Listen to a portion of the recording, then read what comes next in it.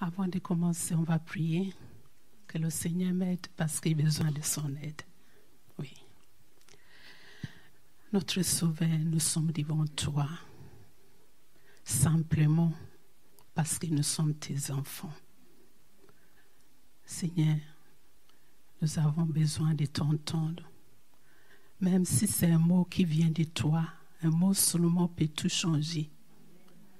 Et c'est pourquoi, avec toi, Seigneur, nous savons que, tu vas nous bénir encore ce soir. Mais d'abord, moi-même, je me présente à toi, tu m'aides. Tu connais mes manquements, mes faiblesses. Mais Seigneur, ce n'est pas moi, mais seulement toi, un mot de toi que nous avons besoin d'entendre. Seigneur, que tu me saisis par ton esprit, tu m'aides afin que, Seigneur, ta parole puisse être donnée comme toi tu le veux. Merci, mon Père, pour tout, au nom de Jésus. Amen. Voilà, quand notre sœur m'a approché, en me demandant si je pouvais donner une pensée, la première chose que je lui ai dit, non, je ne peux pas, parce que je ne sais pas parler. Elle m'a bien regardé avec un grand sourire, sans un mot, et j'ai répété, parce que je ne sais pas m'exprimer bien en français. Et toujours, elle m'a regardé sans un mot, et au fond de moi-même, il y a une voix qui me disait, est-ce que tu as pensé à Moïse? C'est la voix, je ne peux pas dire que c'est une voix, mais j'ai pensé à ça tout de suite.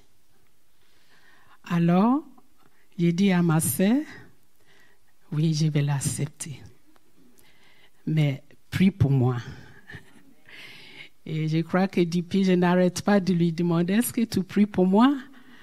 Parce que je sais bien que sans l'aide de Dieu, qui je suis pour dire ou apporter une pensée.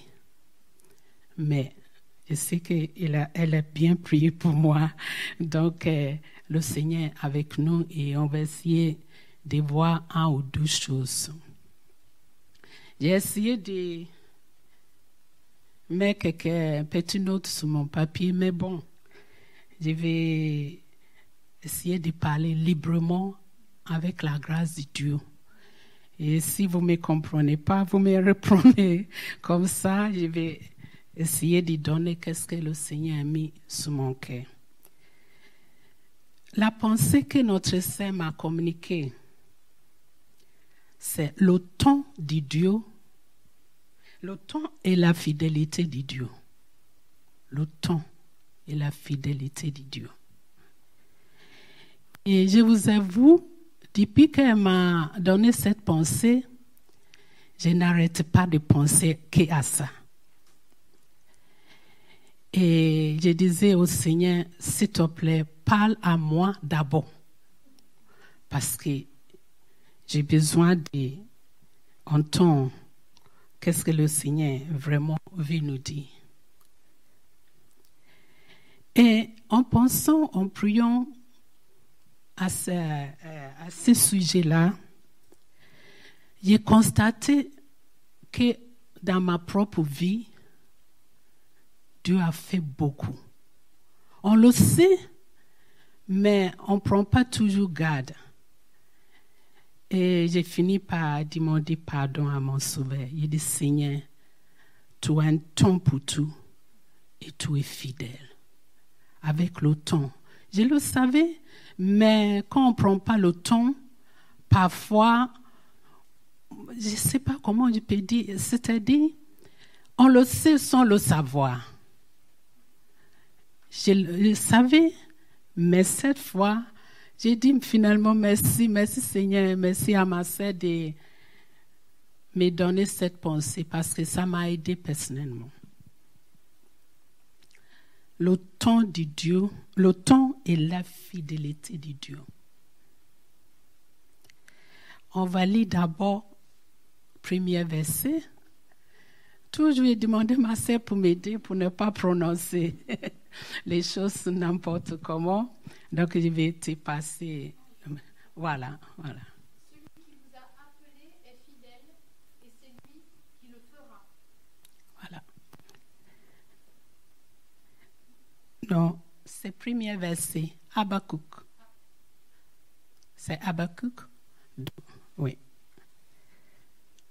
Voilà. On voit bien que Dieu a fixé un temps pour tout. On le sait. Même dans notre propre vie, il a fixé un temps pour tout. Et deuxièmement, le temps de Dieu, souvent, ce n'est pas les nôtres. Pourquoi je dis comme ça? Heureusement d'ailleurs, parce que le temps de Dieu est souvent complètement différent de nos temps. Le temps que nous avons fixé. Notre temps, c'est comment? Moi, personnellement, c'est tout de suite, sans tarder, et il faut tout donner tout de suite. Souvent, c'est un peu comme nos propres enfants. D'ailleurs, nous sommes les enfants de Dieu. Nous avons beaucoup de réactions comme ça. Dieu, je veux tout et tout de suite. Or, notre Dieu, il a son temps. Il a fixé son temps pour tout. Il a fixé un temps, même pour nos enfants, nos maris, parfois inconvertis, parfois c'est long. Mais une chose que nous savons que Dieu, lui, il n'oublie jamais nos prières qui montent envers lui. Il a fixé un temps. Je vais parler un petit peu de Christelle, qui est parmi nous, notre sœur. Elle ne savait même pas que je vais parler, mais quand je l'ai vue, j'ai pensé à elle. Je me souviens quand sa grand-mère était avec nous dans cette église. C'était son désir profond que ses enfants viennent au Seigneur. Et je me souviens quand on allait la voir, en priant, elle pleurait de tout son cœur pour que ses enfants viennent au Seigneur. Et bon, malheureusement, elle est décédée. Mais moi, le jour que j'ai vu Christelle rentrer dans cette église, j'ai dit, voilà les ossements de la prière de notre sœur. Les preuves que Christelle est là parmi nous. Elle ne savait même pas que je vais parler de ça. Et j'ai béni le Seigneur. Quand je la vois, je pense toujours le moment qu'on priait avec sa grand-mère et elle versait des larmes. C'était long. C'est vrai qu'elle est partie, mais le résultat est là et nous bénissons le Seigneur pour ça. Donc, nous voyons que vraiment le temps de Dieu, ce n'est pas toujours le temps que nous avons fixé ou nous pensons.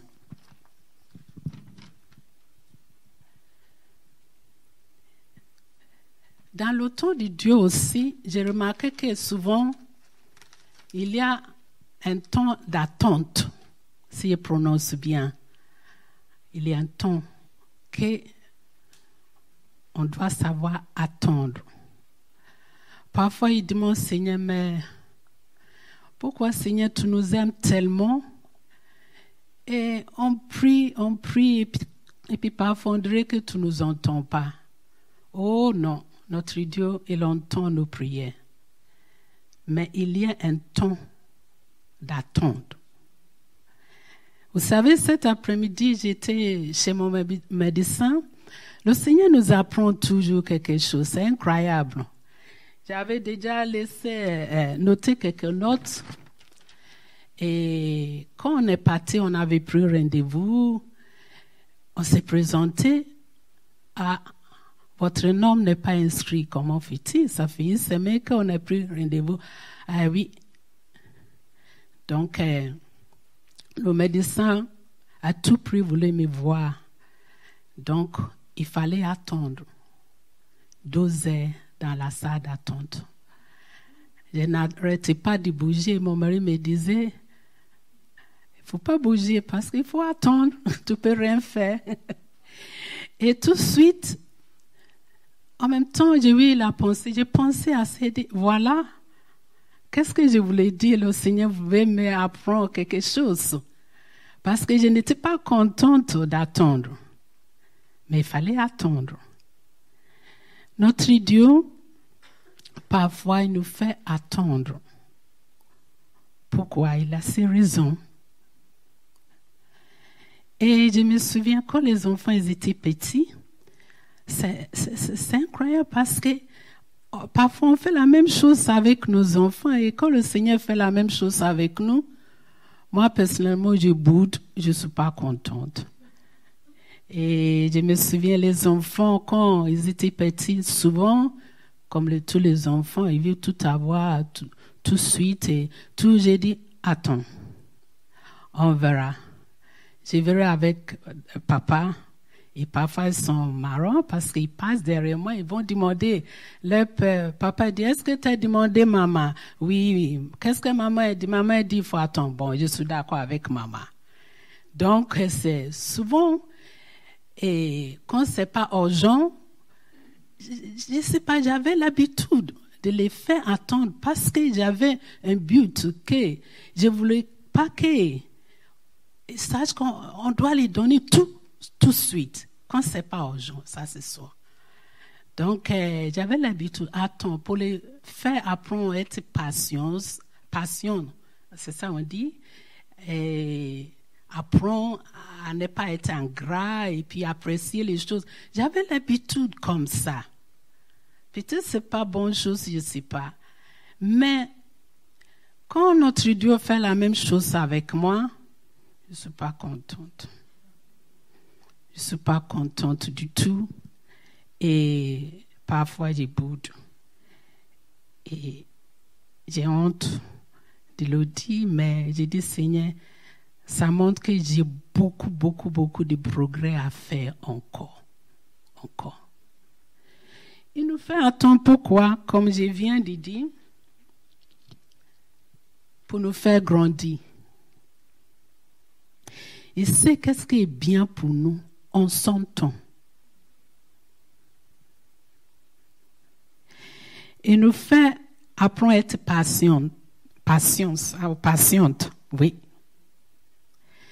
Avoir confiance en lui et être reconnaissance envers lui. Parce que tu te rends compte, un enfant, qu'on lui donne tout de suite, il va manquer quelque chose. Parce que l'enfant n'a plus patience, j'ai besoin, il faut me donner. Il n'y a pas reconnaissance, ça ne fait pas grandir, en gros. Donc, notre Dieu, parfois, il nous fait attendre en son temps. On sait bien que son temps est toujours le bon moment. Je vais demander à notre frère de nous afficher la 12e verset. S'il vous plaît.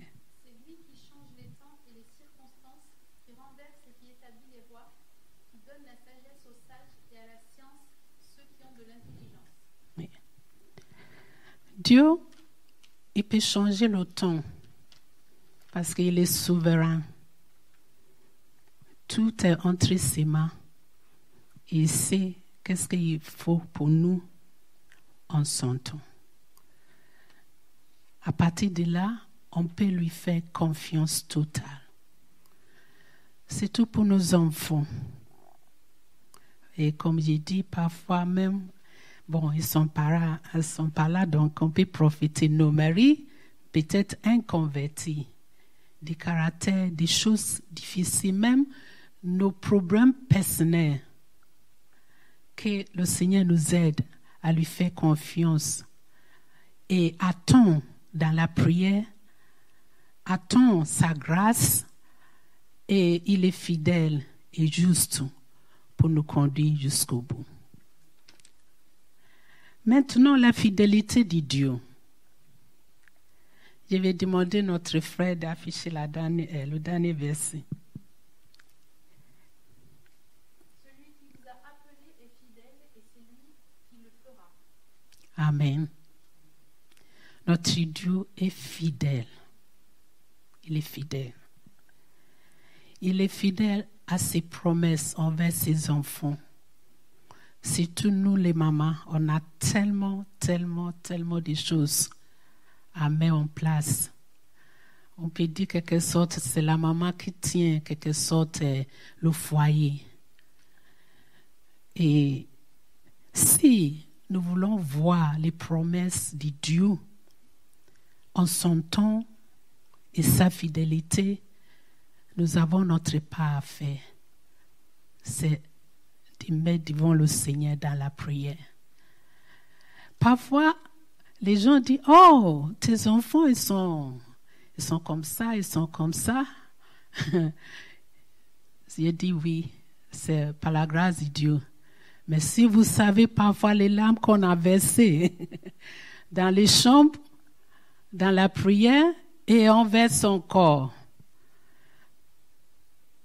Et nous pouvons dire, le Seigneur, par sa grâce, nous écoute. Donc, nous, les mamans, nous avons un grand pas à faire dans nos foyers. C'est dans la prière. C'est dans la prière. Parce que j'ai remarqué, même nos enfants maintenant, tout peut beau dire des choses, c'est vrai. Je ne sais pas si les vôtres sont tellement sages, je ne sais pas.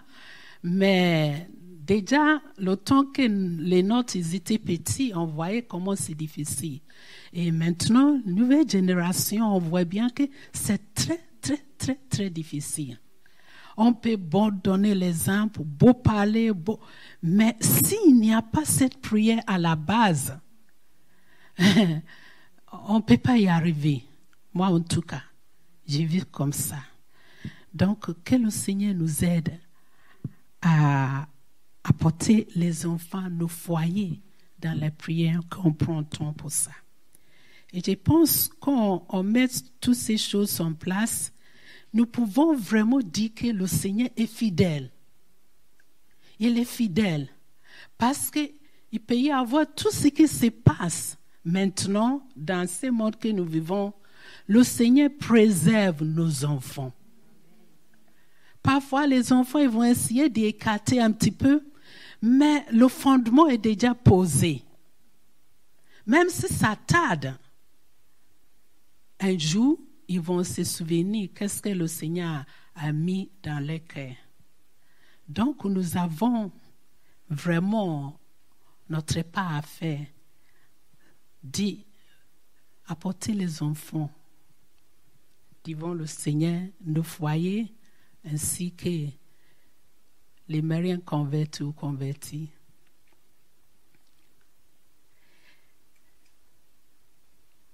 Je vais donner un petit témoignage personnel pour finir parce que je ne vais pas être trop long. Je sais qu'il y en a peut-être qui sont un petit peu au courant. Et quand mon mari il a eu à peu près 50 d'années, il a eu 2 opérations suite à des maladies professionnelles. Et là, c'est la sécurité sociale même qui a obligé le patron pour l'arrêter. 50 ans sans travail. Maintenant, on avait nos 2 garçons qui commençaient l'école supérieure, école de commerce, école d'ingénieur. Donc, vous comprenez, financièrement, c'était pas le moment. 50 ans, on lui a proposé pour faire formation, mais sous Marseille, formation de 1 an et demi, sous Marseille. Dormir au centre et rentrer le week-end à la maison. J'avais les 4 enfants à la maison. Bon, 4 enfants, grands enfants. c'était pas, le travail à temps partiel, c'était pas bon. Mais si Seigneur il a réussi sa formation, c'est quand temps passé, trouver un travail. Je me souviens, il se levait le matin et prenait son dossier, il faisait porte à porte pour pouvoir chercher du travail. Et ce temps-là, ça a duré 5 ans. 5 ans. Le moment que les enfants, ils étaient dans l'école supérieure. École de commerce, école, et puis enfin, on ne peut pas aller en détail. Seigneur, comment on va faire? On avait beaucoup prié. L'église, même ici, ils ont beaucoup prié pour nous. On ne voyait plus la fin. C'était difficile. Et pourtant, il fallait avancer. Oh, mon sauveur, tu es où? J'ai besoin de toi. Les gens qui, autour de nous qui ne connaissent pas le Seigneur, voilà, ils vont à l'église tous les jours et puis voilà, bon, ça va. Eh bien, pourquoi ils prient, les dieux ne les répondent pas? On a entendu des remarques comme ça. Même parfois, malheureusement, maladroitement à l'église, bon, sont maladroitement des phrases comme ça. Mais bon, ça c'est la famille de Dieu, c'est pas grave. Mais ça a duré 5 ans. Et je me souviens un jour, en rentrant du travail, j'étais tellement abattue du don de moi-même. Mais j'étais au volant, j'ai pleuré. Je disais, Seigneur, mais réponds-nous. Je ne peux plus. Je ne voulais pas rentrer à la maison pour que mon mari voie que j'ai pleuré parce que je sais qu'il faisait tout son maximum pour pouvoir. Ce n'est pas un homme qui va... Non. Donc, je ne voulais pas qu'il me voie comme ça. Je me souviens, je me suis arrêtée en haut de l'éclair, derrière mon volant. J'ai prié, j'ai versé des larmes. Et justement, ce jour-là, je suis rentrée. Mon mari m'a ouvert la porte. Oh, chérie, j'ai eu un coup de téléphone de telle association qui me demande de me présenter à quel endroit pour entretien. Vous savez qu'est-ce que je lui ai dit? Oh, laisse tomber chaque fois, c'est comme ça. Tu fais l'entretien, ça ne donne jamais rien. Mais bon, comme on t'a appelé, il vaut mieux aller pour voir. Le jour est arrivé, il est parti. Vraiment, il faut dire. C'est pourquoi il demandait, Seigneur, pardonne-moi. Je n'avais pas la foi. Il dit, pff. Et quand il est rentré, il m'a dit, oh chérie, on était 11 personnes pour un poste. Et tous ceux qui sont venus, c'est des jeunes, excuse-moi, entre guillemets, c'est des Européens. Moi, je suis un vieux. 50 ans passés, je suis un noir, je m'exprime très mal. Donc, bon, là, il faut compter sur la grâce de Dieu. Bon, je lui ai dit, bon, on verra. Vraiment, je n'avais pas la foi. C'est là qu'on voit bien que nos pensées, le temps de Dieu n'est pas notre temps. Et il fallait attendre 1 semaine pour avoir la réponse. Au bout d'1 semaine, il a reçu un courrier. Il fallait représenter 2e fois pour faire entretien parce que c'est un poste quand même un petit peu délicat. C'est médical dans le laboratoire enfin. Donc, j'ai dit, waouh, là, la foi commence à renaître. Donc, j'ai dit, waouh, peut-être, essayez, il est déjà pris. Donc, il a fait cet entretien. Et quand il est rentré, il dit, oh chérie, je croyais qu'il était tout seul, on était 3 à se présenter. Mais bon, j'ai fait ce que je pouvais faire. On compte sous la grâce de Dieu. Je dis, bon, d'accord, on verra. Et là aussi, au bout d'1 semaine, après mon travail, je me souviens bien, j'étais assis dans le fauteuil comme d'habitude, fatigué. Il y a eu un coup de téléphone. C'était le patron. Donc, il s'est présenté, oui, je suis le patron, directeur, je ne me souviens plus, des entreprises biocentriques. Est-ce que je pouvais bien parler à monsieur Okiesam? J'ai dit, gloire à Dieu. Et le patron dit, pardon madame. J'ai dit, excusez-moi, je vous passe à mon mari. Et donc, je le passais à mon mari et j'étais derrière la porte. J'ai entendu, d'accord, merci, d'accord, j'ai entendu. Et j'ai tremblé comme ça. Et il est sorti. Il est rigolo, mon mari. Il s'est mis à danser. Et puis on louait le Seigneur. Il dit, Seigneur, merci Seigneur. J'ai été pris et dit, comment? Tu étais le plus ancien, tu es comme ça, tu es comme ça, tu es comme ça. Il dit oui. Et puis, le patron lui proposait CD direct. CD direct. Donc, il fallait que le lendemain, elle amène tous ses papiers pour faire, enfin, tout ce qu'il fallait faire à temps. C'était au mois d'août et le travail devrait commencer au mois de septembre. Moi, j'étais un petit peu comme Thomas. Pardon, Seigneur. Il dit, chérie, tant que tu n'as pas signé, je ne vais pas le croire. Et donc, merci Seigneur, le lendemain, il est parti, il a signé son contrat et il est resté dans cette entreprise jusqu'à sa retraite. Quelle fidélité de notre Dieu! Quelle fidélité et son temps! Même si ça a été long, on a vu que Dieu est fidèle pour ses enfants. Et avec ce témoignage, je vais nous encourager. Je suis la première. Que le Seigneur nous aide. Qu'on sait bien que ce ne sera pas toujours facile, ou ce n'est pas toujours facile, surtout pour nous les mamans. Mais que nous pensons que notre Dieu est fidèle. Notre pas à faire, c'est de rester auprès de lui et qu'on lui fait confiance. Je lui demande pardon. J'ai demandé, Seigneur, pardonne-moi.